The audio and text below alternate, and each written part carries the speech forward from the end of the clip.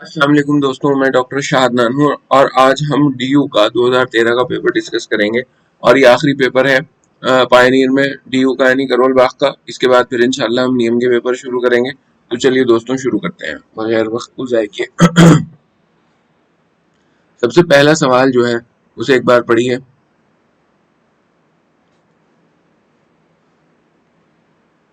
हाँ, सबसे पहला है क्रिप्टो क्रिप्टोर्किडिज्म। मैं पहले भी बता चुका हूँ, मेरी बहुत अच्छी प्रोनाउंसिएशन नहीं है, आप उस पर मत जाया करें। कोशिश ये क्या करें कि जो सवाल यहाँ पर सॉल्व किए जा रहे हैं, डिस्कस किए जा रहे हैं, उन पर ध्यान दें, क्योंकि बहुत प्रोबेबिलिटी है इनके रिपीट होने की। ठीक है, तो क्रिप्टोक्रिडिज्म जो है ये क्या होता है? चार ऑप्शन हैं, बहुत ही आसान सवाल है। 2 सेकंड के लिए रुक रहा हूँ, बताइए। ये है दोस्तों अनडिसेंडेड टेस्टिस। जब टेस्टिस एब्डोमेन से स्क्रोटम में डिसेंड ना हो तो उसे क्रिप्टोक्रिडिज्म कहते हैं। आपको पता होना चाहिए कि टेस्टिस जो है वो दरअसल एब्डोमेन में होते हैं, लेकिन क्योंकि कुदरत ने निज़ाम ऐसा बनाया है कि स्पर्म फॉर्मेशन के लिए टेम्परेचर 2 डिग्री कम चाहिए होता है, इसलिए स्क्रोटम के अंदर वो आफ्टर बर्थ, और कभी कभी जो है, ये मुझे मालूम नहीं आफ्टर बर्थ या बिफोर बर्थ, लेकिन वो एब्डोमेन से जो है वो डिसेंड हो जाते हैं स्क्रोटम में। ठीक है, तो अनडिसेंडेड टेस्टिस को क्रिप्टोक्रिडिज्म कहते हैं। ठीक है, question number 2, angiotensin increase blood pressure by acting on the following. Except मतलब एंजियोटेंसिन जो है वो ब्लड प्रेशर बढ़ाता है इन पे एक्ट करके। किस पे? एल्डोस्टेरॉन सिक्रीशन, बिल्कुल ठीक बात है। वेस्कुलर स्मूथ मसल, बिल्कुल ठीक बात है। पैरासिम्पैथेटिक नर्वस सिस्टम, नहीं, इस पर एंजियोटेंसिन जो है वो एक्ट नहीं करता। तो C is the correct answer, autonomic nervous system पर एक्ट करता है। Number 3, muscular weakness is a feature of. Muscular weakness जो है, muscular weakness is a feature of, muscular weakness किसका फीचर है? Thyrotoxicosis, Cushing syndrome, A and B और C. Thyrotoxicosis आपको पता है क्या होता है? थायरोटॉक्सिकोसिस का मतलब है high level of T3 and T4।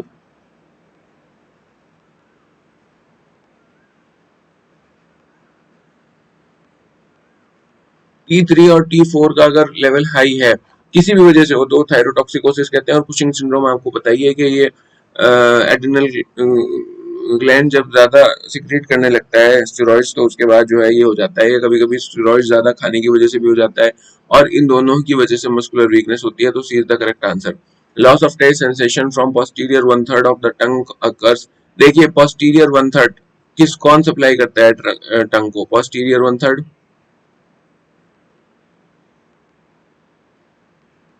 ये सप्लाई करती है ग्लॉसोफेरिंजियल नर्व। और ये कौन सी क्रेनियल नर्व है? Ninth cranial nerve. और एंटीरियर टू थर्ड कौन सप्लाई करता है? एंटीरियर टू थर्ड जो है वो सप्लाई करता है ट्राइजेमिनल नर्व।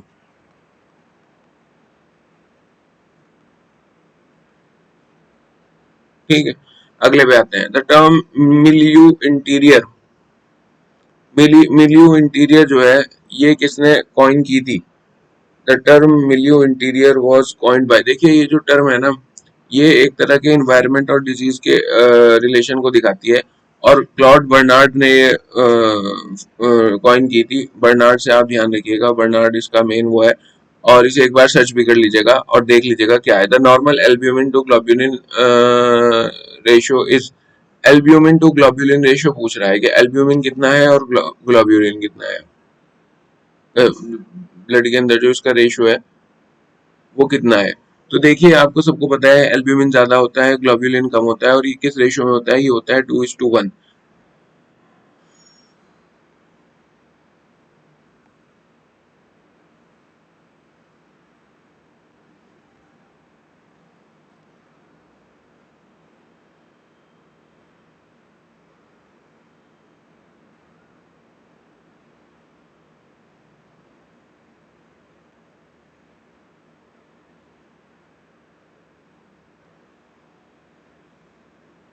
आगे बढ़ते हैं। CPK is raised in.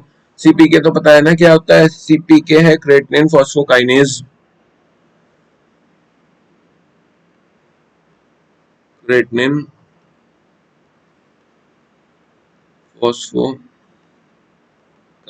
ये किस में बढ़ा हुआ होता है? जब भी मस्कुलर इंजरी कोई होती है, व्हेन मसल इज डैमेज, तो ये बाहर निकलता है। और मायोकार्डियल इन्फार्क्शन में कार्डियक मसल डैमेज होती है। लिवर सिरोसिस में नहीं होता। मसल डिजीज अगर कोई हो गई है उसमें भी ये बढ़ा हुआ होता है। तो इसका सही आंसर हुआ C D, both A and C. Creatinine phosphokinase जो है, अगर हार्ट मसल डैमेज हो रही है, मायोकार्डियल इन्फार्क्शन है, तो भी बढ़ा हुआ होगा, या कोई और मसल भी अगर डिजीज डैमेज हो रही है, किसी मसल की डिजीज है, तो भी ये बढ़ा हुआ होगा। Third term apoptosis. एपोप्टोसिस का मतलब क्या है?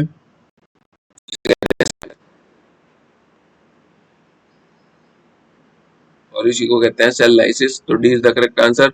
विच of the following is a sensory tract? इनमें से कौन सा सेंसरी ट्रैक्ट है? 2 सेकंड के लिए रुक रहा हूं, बताइए। The correct answer is tract of Burdach. तो ट्रैक्ट ऑफ बुर्डाच जो है ये सेंसरी ट्रैक्ट है। ठीक है। Question number 10, in kwashiorkor oedema develops due to. देखिए क्वाशियोरकर और मेरास्मस ये आपने पढ़ा होगा दोनों के दोनों। क्वाशियोरकर क्या है? ये है डेफिशिएंसी ऑफ प्रोटीन।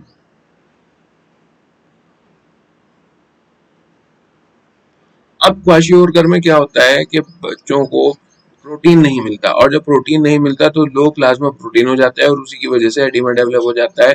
तो यही ए इज द करेक्ट आंसर। कि क्वाशियोरकर में लो प्लाज्मा प्रोटीन की वजह से एडिमा हो जाता है, उसी को क्वाशियोरकर एडिमा कहते हैं। Virchow's node is the term use for. Virchow node जो है ये आता रहता है, और ये क्या होता है दोस्तों? ये होता है एक सुप्रा क्लेविकुलर लंफ नोड होता है। लेफ्ट साइड में ज्यादा होता है। जो एनलार्ज सुप्रा क्लेविकुलर लिम्फ नोड है ये लेफ्ट साइड में ज्यादा होता है। तो इसका C is the correct answer 11th का। 12th पे आते हैं। Which of the following vitamin have protective role against cancer? कह रहा है इनमें से कौन से विटामिन का प्रोटेक्टिव रोल है कैंसर के खिलाफ? विटामिन ए, ई, सी और ये। देखिए विटामिन जो है ना वाइटल है, वो उनका बहुत काम है। तीनों जो विटामिन है ये कैंसर के खिलाफ जो है बहुत कारगर हैं। तो इसका D is the correct answer. Secondary amyloidosis में occur in the following except. ये पूछ रहा है सेकेंडरी एमिलोडियोसिस जो है वो सब में हो सकता है सिवाय एक के, इसमें नहीं होने का। देखिए अगर बात की जाए एमिलोडियोसिस की, तो ये क्या है?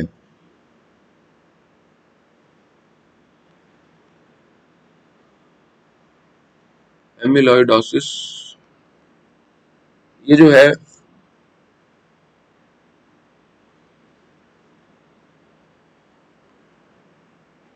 build up of amyloid protein in heart, kidney, liver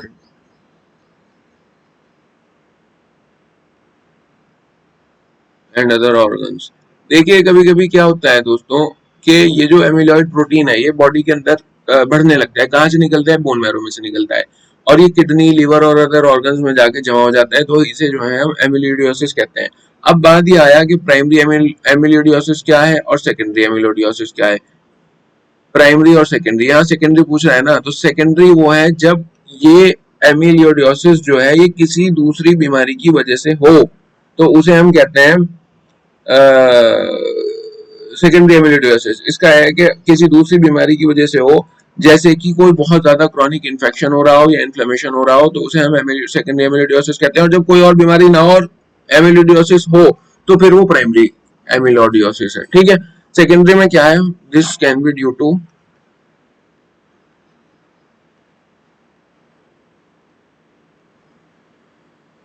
some disease, pre-existing disease or condition.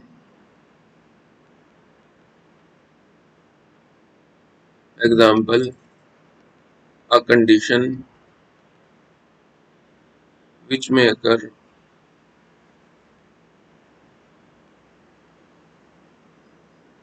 due to chronic infection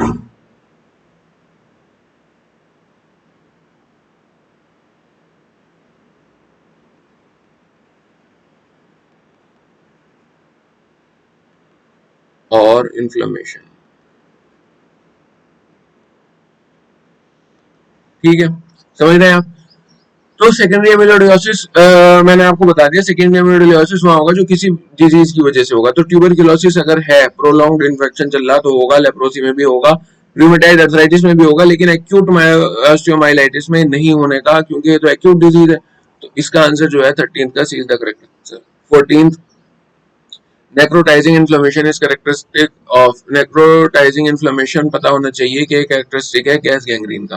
तो D is the correct answer. शफाकलूस इज अ टाइप ऑफ, शफाकलूस जो है किसका टाइप है, जल्दी से बताइए, तो आसान सवाल आने शुरू हो गए। ये सरसाम का टाइप है। सख्ते शमसिया, सकता है शमसिया इज अ सिनोनिम ऑफ, सकता है शमसिया डायरेक्ट सवाल है रैपर का, सकता है शमसिया इज अ हुरूर, हुरूर कहते हैं लू लगने को, ठीक है। देखिए सकता का मतलब आपको पता है अनकॉन्शियस हो जाना, और शमसिया का मतलब ये सन से आ रहा है। अगर आप इसकी टर्मिनोलॉजी में भी ध्यान लगा लेंगे कि सूरज की वजह से सकता हो रहा है और हुरूर जो लू लग रही, तो आप इसको आंसर तक पहुंच जाएंगे। दरमना तुर्की इज यूज फॉर, दरमना तुर्की आपको पता है ये एक एंटी हेलमेंथिक दवा है और ये हयात को मारती है, ठीक है। एंटी हेलमेंथिक,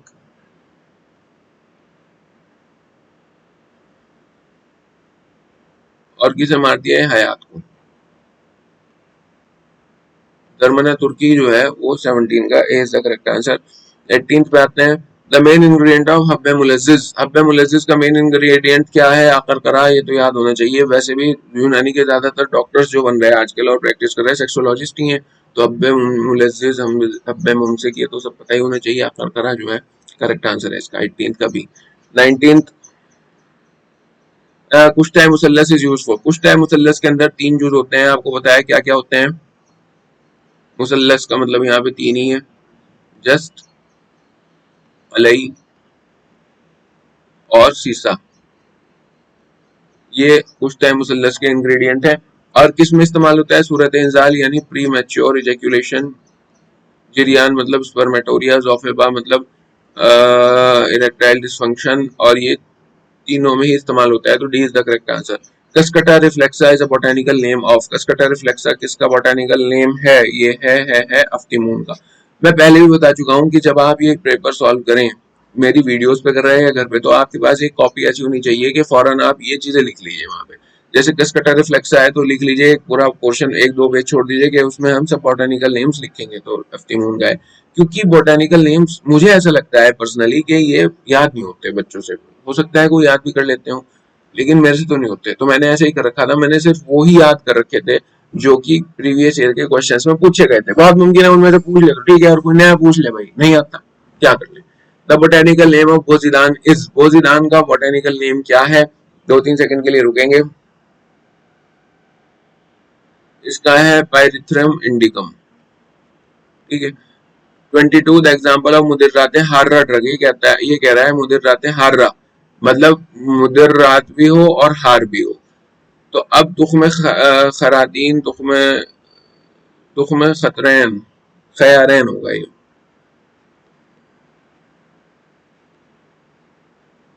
तुख्म खुरफा, तुख्म खरबूज, तरबूज, ये है मुदिरात एक्शन इनका, लेकिन क्योंकि हार्रा भी पूछ रहा है तो इसका ए द करेक्ट आंसर बिरिंजासिफ।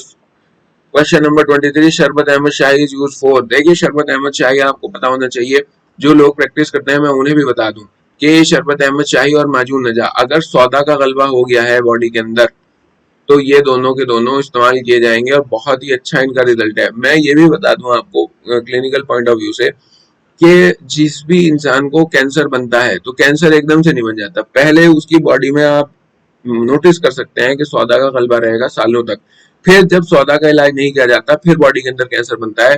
खैर, तो शरबत अहमद शाही सौदा को तहलील करने में या सौदा को बाहर निकालने में, उसे हटाने में मददगार है। और सौदावी इसमें से जो अमराज हैं अगर आप वो देखें तो जुनून और मालखोलिया है, तो A is the correct answer 23 का। 24 द बेस्ट एग्जांपल ऑफ अमराज साफिया इज, देखिए अमराज साफिया में क्या होता है, अमराज साफिया जो है वो एक तरह का अमराज खलकत का एक पार्ट है, अमराज खलकत, ठीक है। और इसके अंदर कौन कौन से होते हैं, अमराज शक्ल, दूसरा होता है अमराज मजारी, फिर आता है अमराज अवैया, और आखिर में आता है अमराज साफिया, सफाया, जो भी इसे पढ़ते होंगे, सफाई ये लिखा जाए। अब अमराज सफाई जो है इसमें क्या होता है, चिकनी सतह, खुरदुरी या फिर खुरदुरी सतह चिकनी।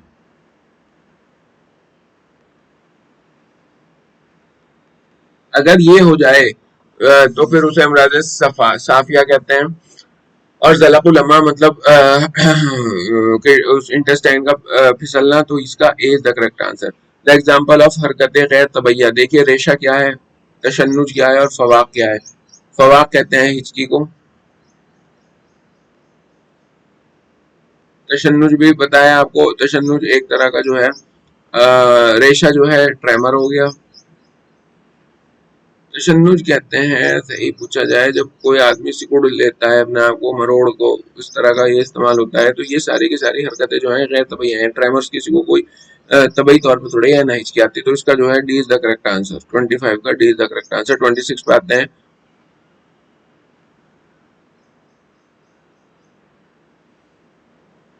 विच of the following drug act as मुसिलबिल इजलाक, देखिए कह रहा है मुसिलबिल इजाक,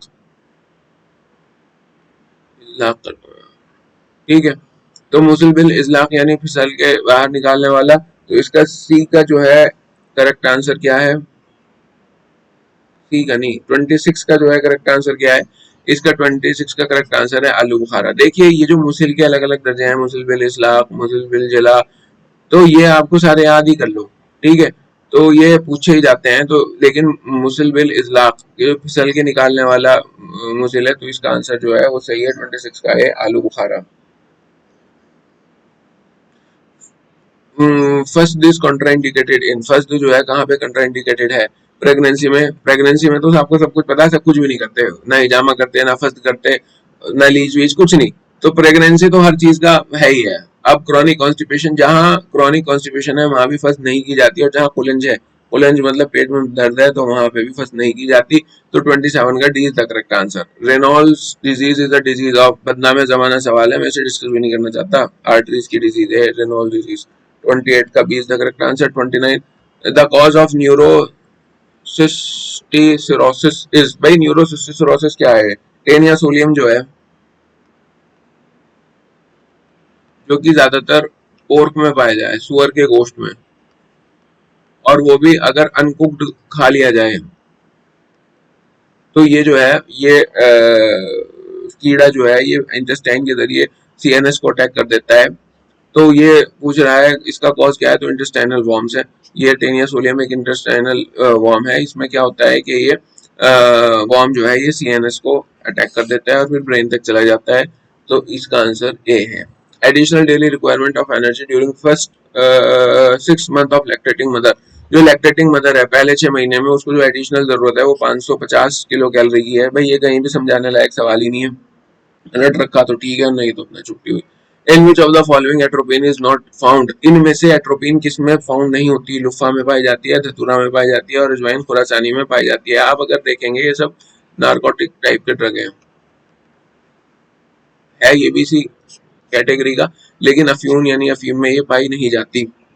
22 पे है, विच of the following the commonest cause of abortion in third trimester. देखिए कह रहा है थर्ड ट्राइमेस्टर में जो है सबसे जो कॉमनेस्ट कॉज है वो क्या है, uterine malformation, fibroid uterus, chronic maternal illness, cervical incompetence.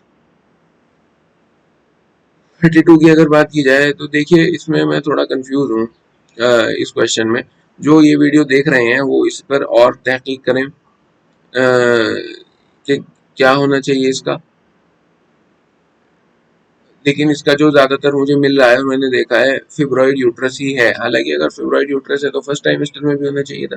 खैर जो लोग सीरियस हैं और वो ये वीडियो देख रहे हैं तो मुझे तीनों बताएं, फर्स्ट टाइमेस्टर में एबॉर्शन का सबसे कॉमनेस्ट कॉज क्या है, सेकंड में भी और थर्ड में भी, ठीक है।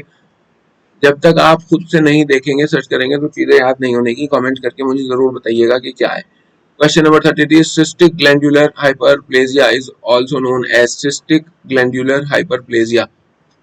हाइपरप्लेजिया, जो सिस्टिक ग्लैंडुलर हाइपरप्लेजिया है उसे क्या कहते हैं? Metropathia haemorrhagica, Schroeder's disease, anovular bleeding, या ऑल द अबव। तो 33 का जो है D is the correct answer. Cystic glandular hyperplasia को ये तीनों ही कहा जाता है। Spasmodic dysmenorrhoea is seen in spasmodic dysmenorrhoea. Spasmodic dysmenorrhoea किसमें पाया? Ovarian tumour, dysfunctional uterine bleeding, endometriosis, इस सबम्यूकस फिब्रॉइड। तो इसका आंसर है submucous fibroid. 35 the specific symptom of plague is, plague जो है, प्लेग को क्या कहते हैं आपको पता ही होगा? ताउन। इसका पूछ रहा है स्पेसिफिक सिम्टम क्या है? लिम्फेडिनोपैथी होती है, सेप्टिसीमिया होता है, निमोनिया होता है।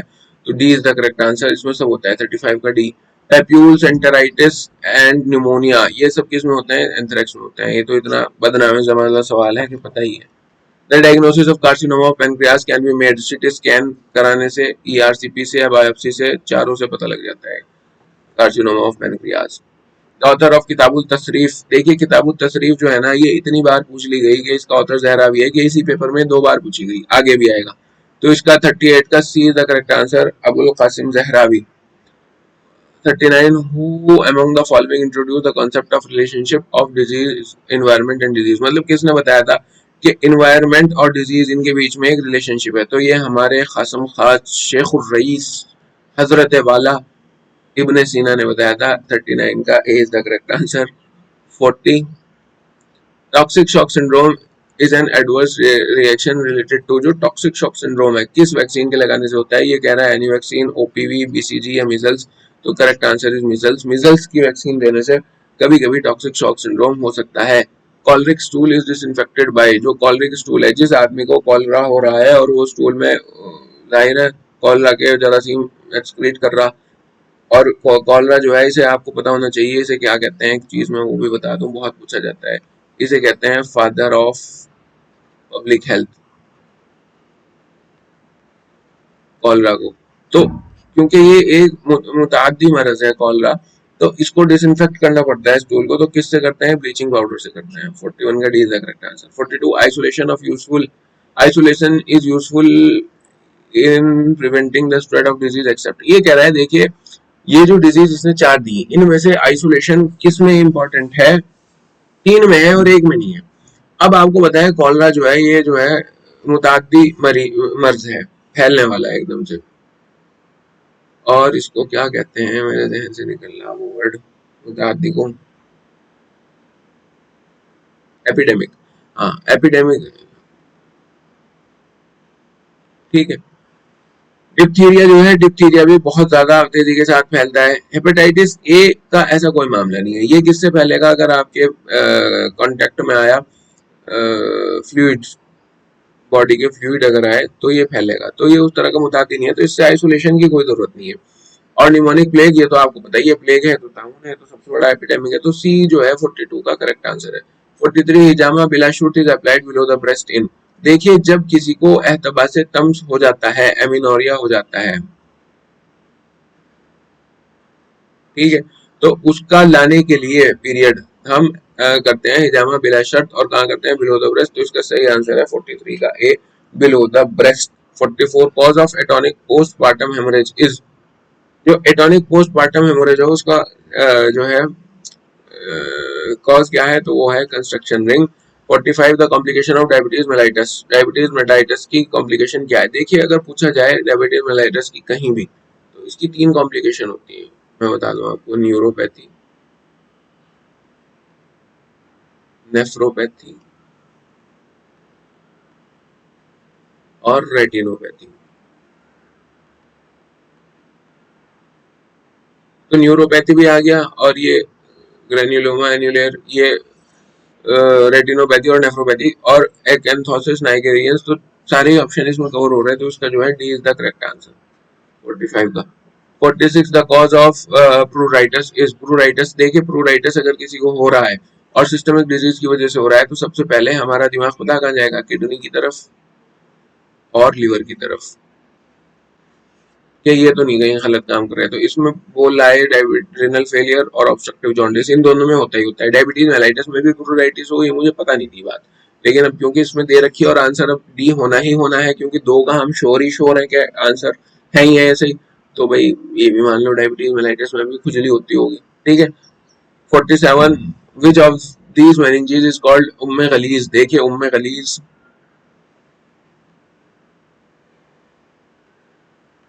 उम्मे रकीक,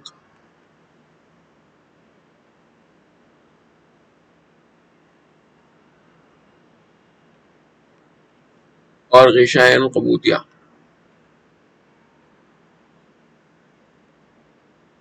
ये जो है इसकी 3 होती हैं।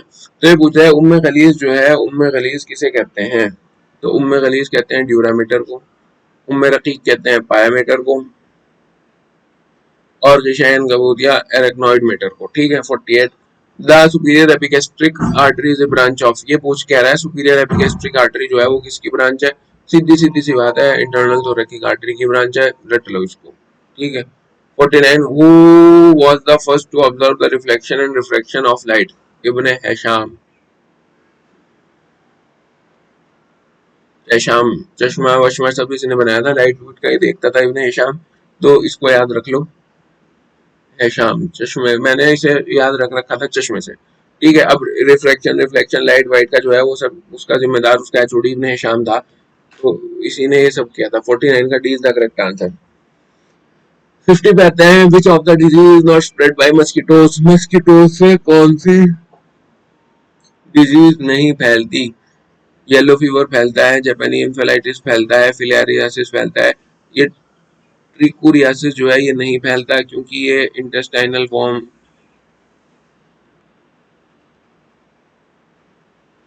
तरह की डिजीज है, तो ये मच्छरों से नहीं फैलती। 50 51 लिक्विफेक्टिव नेक्रोसिस इज सीन इन। पता है, ये तो बिल्कुल पूरी तरह रटा हुआ सवाल है कि लिक्विफेक्शन नेक्रोसिस जो है वो ब्रेन के अंदर होती है। बॉल एंड आरी is a type of, ball and आरी इज अ टाइप ऑफ। 52 हाँ एक बात और याद रखिए कि ये जो लिक्विफेक्टिव नेक्रोसिस है ब्रेन में पाई जाती है, इसका एक और नाम भी है, और इसका है कॉलिक्यूएटिव, कॉलिक्यूएटिव नेक्रोसिस। होता ही है कि हमें सबको पता है लिक्विफेक्टिव तो ब्रेन में होती है, और पेपर में लिखा हुआ आ गया कॉलिक्यूएटिव नेक्रोसिस, बताओ। अब सवाल आता था लेकिन क्योंकि टर्म नहीं थी तो गलत हो जाएगा, तो याद रखिएगा लिक्विफेक्टिव नेक्रोसिस का दूसरा नाम कॉलिक्यूएटिव नेक्रोसिस भी है। बॉल एंड आरी टाइप ऑफ, देखिए बॉल के जो बॉल एस्फर है, बॉल एस्फर है, बॉल एमर है, इन सब के टाइप्स आपको याद करने चाहिए। मान लो याद नहीं है और यहाँ तक बात आ गई 52 पे आप आ गए और ये सवाल आपके उसमें आ गया, तो आपको जो है हार नहीं माननी है। आप नार देखो, नार का मतलब आग, और आग किस रंग की होती है? आग आपको पता है ऑरेंज कलर की होती है, तो इसका आंसर यहाँ से आप देख के असफर पे लगा सकते हो, लेकिन आपको पता होना चाहिए कि बॉलेनारी बॉलेस्फर का पार्ट है, और दिगर जो बॉलेस्फर के वो हैं वो भी आपको मालूम होने चाहिए। Auspitz sign is seen in, Auspitz sign बहुत ही कॉमन है, सोरियासिस में होता है, और ऑस्पिट साइन में होता क्या है? पिन पॉइंट ब्लीडिंग होती है।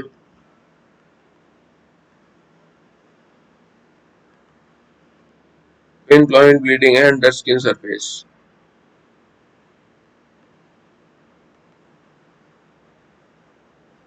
ठीक है।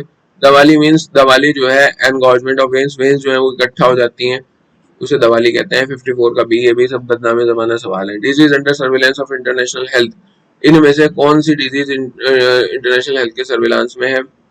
Plague, cholera, yellow fever, all the above. 55 is the correct answer, सारी की सारी हैं। Indian red cross society was established in, Indian red cross society कब एस्टेब्लिश हुई थी? इसका है आंसर 1920, आजादी से पहले ही हो गई थी। जाहिर है क्योंकि इसमें क्रॉस वर्ड भी आ रहा है, और क्रॉस जो है वो ईसाइयों का है, तो आजादी से पहले ही हुई हुई। चार ऑप्शन भी हालांकि आजादी से पहले के ही है, लेकिन 1920 आप याद रख लीजिए। इंतसाबी is a drug for disease pertaining to, इंतसाबी जो है ये किसके रेस्पिरेटरी सिस्टम की डिजीज में काम आता है? अस्थमा वस्थमा में, जिकुनफ में, ये जो है अच्छा इसका रिजल्ट है। 58 सादे, सादे इज अ टाइप ऑफ तफर्रुक इत्तिसाल फाउंड इन, ये है सादे। ये जो है ये हड्डी के तौल में, तौल में किसके? बोन के, तो ये है बी द करेक्ट आंसर। और अगर यही होता अर्ज में तो इसे हम क्या कहते हैं? कसर, यानी फ्रैक्चर। और इसका एक नाम और भी है कसर का, वो है तस्कीत, ये भी याद रख लीजिएगा, ठीक है। तो 58 का बी द करेक्ट आंसर। 59 पे आते हैं फसाद जिक्र, फसाद जिक्र किसका इम्पेयरमेंट है, कुव्वत हाफजा का है। 59 का B is the correct answer. 60 कुव्वत गाजिया द टाइप ऑफ। देखिए कुव्वत गाजिया पूछ रहा है किसका टाइप है। अब जाहिर है कुव्वत गाजिया कुव्वत तनासुलिया का पार्ट नहीं है, कुव्वत दाफिया का भी पार्ट नहीं है, कुव्वत हैवानिया का भी पार्ट नहीं है। मेरे जहन में जो गाजिया का जिक्र रहता था, मान लीजिए मैं अगर पेपर सॉल्व करता तो तबैया का रहता, कि तबैया का है, ठीक है। तबैया ऑप्शन में ही नहीं कहीं दिख रहा था। तो अब क्योंकि मालूम है कि कुव्वत शख्सिया भी कुव्वत तबैया का ही पार्ट है, तो इस हिसाब से मैं बी का आंसर लगा देता, जो कि बिल्कुल सही होता। तो 60 का B is the correct answer. 61 which of the following is responsible for infantile convergence. Infantile convergence जो है बच्चों में जो झटके आते हैं, उसका सबसे रिस्पांसिबल कौन है? इक्टीरियस नियोनेटोरम, एस्फिक्सिया नियोनेटोरम, पेटेंट फोरामेन ओवैली, ऑप्थेल्मिया नियोनेटोरम। तो एस्फिक्सिया नियोनेटोरम। जब बच्चे को ऑक्सीजन पूरी नहीं पहुंचती तो इस तरह के इन्फेंटाइन कन्वल्जन्स जो है वो आ सकते हैं। Pulmonary circulation was first describe by, इसको तो क्या डिस्कस करें, इतनी बार आ गया। 62 का इब्न नफीस ने करी थी ये पल्मोनरी सर्कुलेशन सबसे पहले, लेकिन ये सिर्फ ये माने, वरना विलियम हार्वे वगैरह जो है ये मॉडर्न वाले नहीं मानते। लेकिन हम अपनी बात पे अड़े रहेंगे कि नहीं, इब्न नफीस नहीं की थी, इब्न नफीस नहीं की थी। इम्तिला वाहद बिल क़ुवा इज रिलेटेड टू। ये असल में क्या है ना, अब आप पूछने लगोगे यहाँ चरक वरक के आयुर्वेद में तो पता नहीं किसका नाम लेंगे जी, सुश्रुत ने की थी। इससे पूछो तो इब्न नफीस ने की थी, उनसे पूछो तो विलियम हार्वे ने की थी। दुनिया के अंदर जिन लोगों को पॉलिटिकल सुप्रीमेसी रहेगी, उन्हीं की बात ज्यादा एक्सेप्टेड होगी, बाकियों की नहीं होगी, बस। इम्तिला बहसबुल क़ुवा इज रिलेटेड टू। इम्तिला बहसबुल क़ुवा, देखिए इम्तिला बहसबुल क़ुवा जो है ये अखलात की तादाद और अखलात की जो क्वालिटी है, दोनों पे ही डिपेंड करती है। तो इसका C is the correct answer. वहां पे शायद सिर्फ क्वालिटी दे रखा, लेकिन क्वालिटी नहीं है, क्वांटिटी पे भी ये डिपेंड करेगी। तो 63 का C is the correct answer. Which of the following is present in the anterior chamber of eye. Anterior chamber में क्या प्रेजेंट होता है? 64 का सी रतुपते बेजिया। और रतुपते जिलेरिया जो है तो लेंसी होता है, और जुजाजिया जो है पोस्टीरियर चैम्बर में पाया जाता है, ठीक है।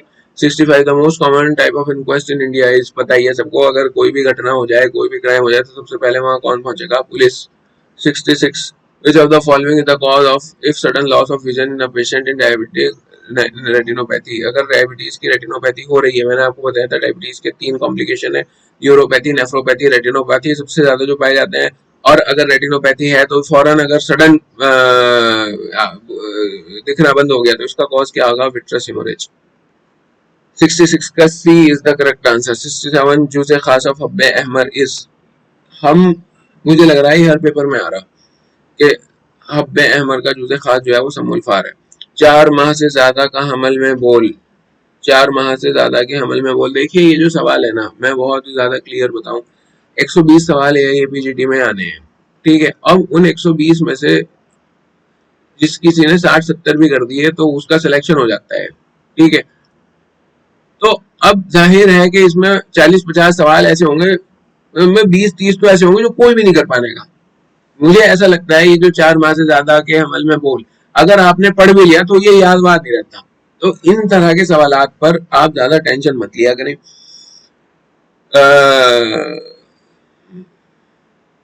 ये इस तरह के सवाल डाले ही इसलिए जाते हैं कि पेपर का जो है वो मेंटेन रहे स्टैंडर्ड्स। ऐसा ना हो कि किसी ने 120 के 120 सारे कर दिए, फिर पेपर बनाने वाले कोई झंडे।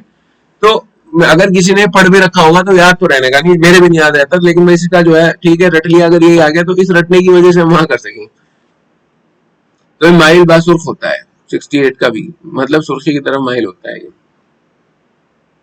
अब कहाँ तक आदमी याद करे कि 4 माह से ज्यादा में कैसा पेशाब आ रहा, 2 माह से ज्यादा में कैसा आ रहा, 6 माह से ज्यादा में कैसा आ रहा, कौन याद करेगा इसको? ना किसी के याद रहने का। The pulse of pregnancy is अजीम सरी मुतवातिर। ये मैं हर पेपर में डिस्कस करता हूँ। प्रेगनेंसी की पल्स ऐसा है ही नहीं, जितने मैंने 5 किए सब में ये सवाल किसी ना किसी तरह से डायरेक्ट नहीं आया। अजीम सरी मुतवातिर पे मैंने बताया या डायरेक्ट इसमें आया। द राइटर ऑफ किताब तशरीफ, देखिए मैंने कहा था कि किताब तशरीफ को इसी पेपर में 2 बार पूछा गया है कि इसका आंसर जोहरा भी है। 70 का C is the correct answer. 71 पे आते हैं, बाइल नरिशेस। बाइल जो है किसको फरोग देता है? लंग को भी, कार्टिलेज को भी, ब्लड कैपिलरीज को भी। तो D is the correct answer. बोले उतरजी द टाइप ऑफ, बोले उतरजी जो है ये किसका टाइप है?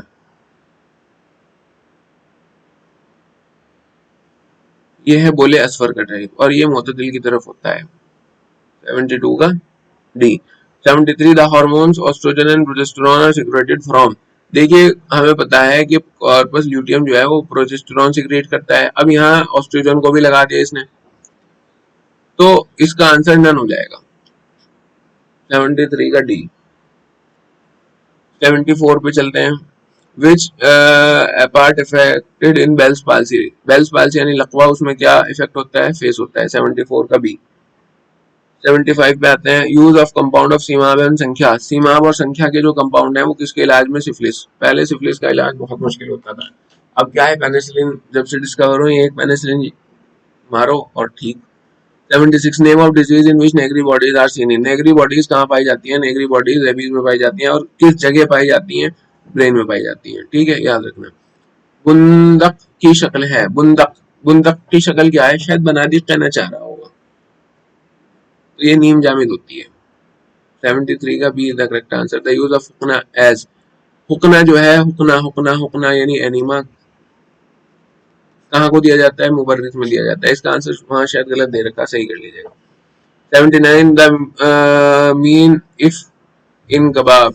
द मीनिंग ऑफ इन कबाब ये पूछ रहा होगा। फ्यूमिगेशन, च्यूइंग, वेपराइजेशन या इनहेलेशन। इन कबाब जो है वो किसको कहते हैं, तो 79 का C is the correct answer, vaporization. जो भाप की सिकाई होती है उसे इनकबाब कहते हैं। The clubbing of finger is seen in. Clubbing of finger किस वजह से हो जाती है, लो लेवल ऑफ O2।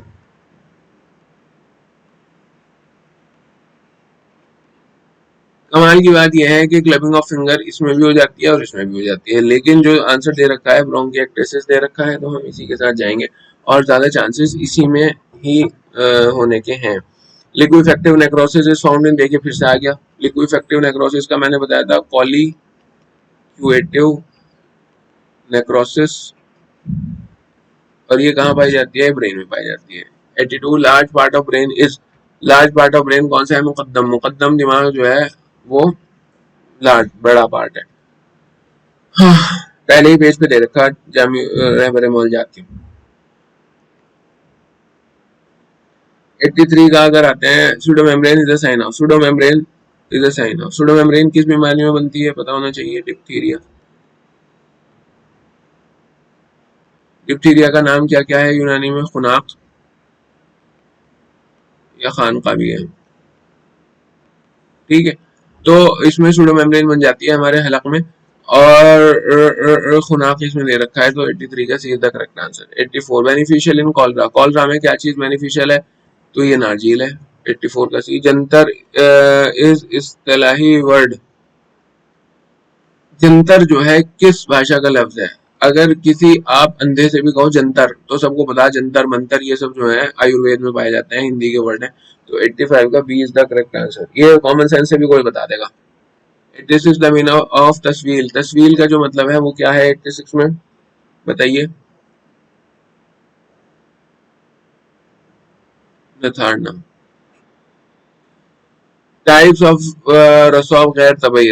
रसौब गैर तबई के कितने टाइप्स हैं, देखो बिल्कुल ओरिजिनल बता रहा हूँ, मुझे मुझे ये नहीं पता कितने हैं, और अगर आपको भी नहीं पता तो परेशान मत हुआ करो, इसे फिलहाल रट लो कितने हैं, ठीक है।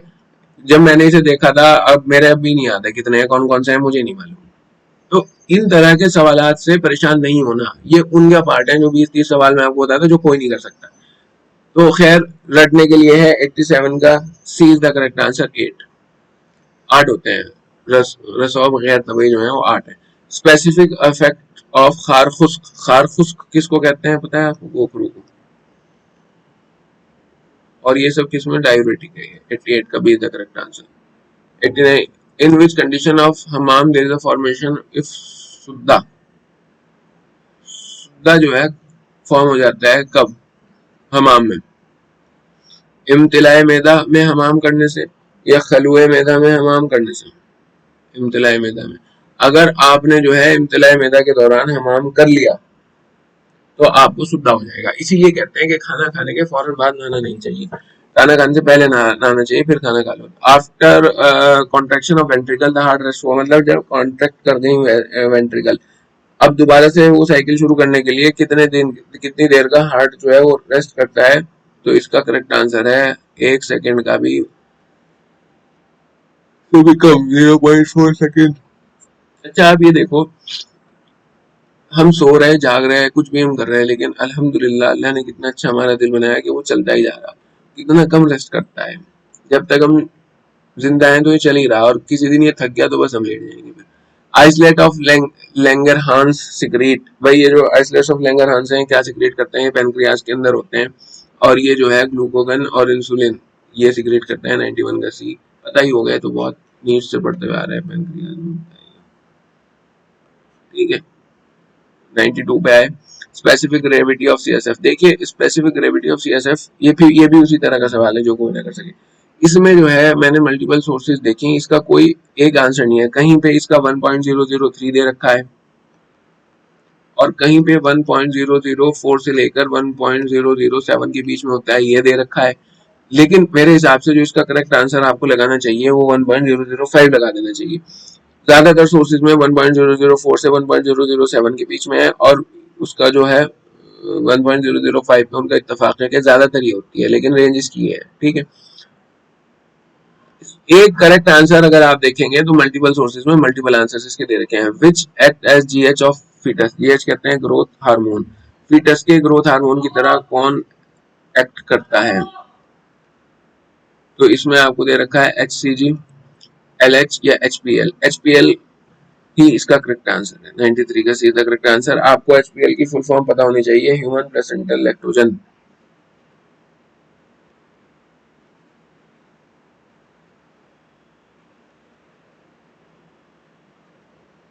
ठीक है।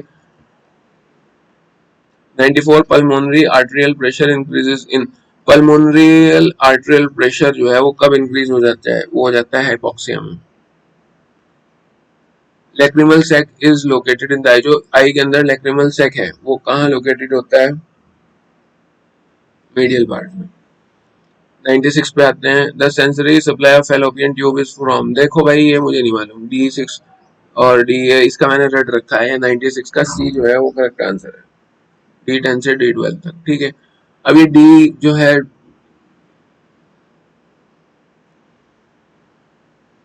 एल अगर देते तो लंबर हो जाता, डी दे रखा है, डी का भाई पता नहीं क्या है। Clitoris is developed from, clitoris जो है वो कहाँ से डेवलप होता है, genital fold, genital swelling, Yuri genital sinus या जेनाइटल ट्यूबरकल, तो इसका सही आंसर है जेनाइटल ट्यूबरकल, यहाँ से जो है वो क्लाइटोरिस डेवलप होता है। LH luteinizing hormone acts upon luteinized granulosa to produce progesterone, ठीक है। 98 का is the correct answer. 99 progesterone is metabolized in, पता है प्रोजेस्टेरॉन कहाँ मेटाबोलाइज होता है, लीवर के अंदर मेटाबोलाइज होता है। और primary canker is usually located in, ये लेबिया पे प्राइमरी कैंकर सिफिलिस के अंदर होता है। तो इसी के साथ अल्हम्दुलिल्लाह हमने जो है ये पेपर भी मुकम्मल कर लिया, और उम्मीद ये है देखिए इंशाल्लाह ज़्यादा से ज़्यादा हो सके वो पेपर सॉल्व करूंगा। और इनमें अगर कुछ आपको गलती लगती है, कुछ सजेशन है, तो कमेंट करके मुझे ज़रूर बताइएगा। बाकी ऑल द बेस्ट, मेहनत करते रहिए, आपको यही पीजीटी निकालना है।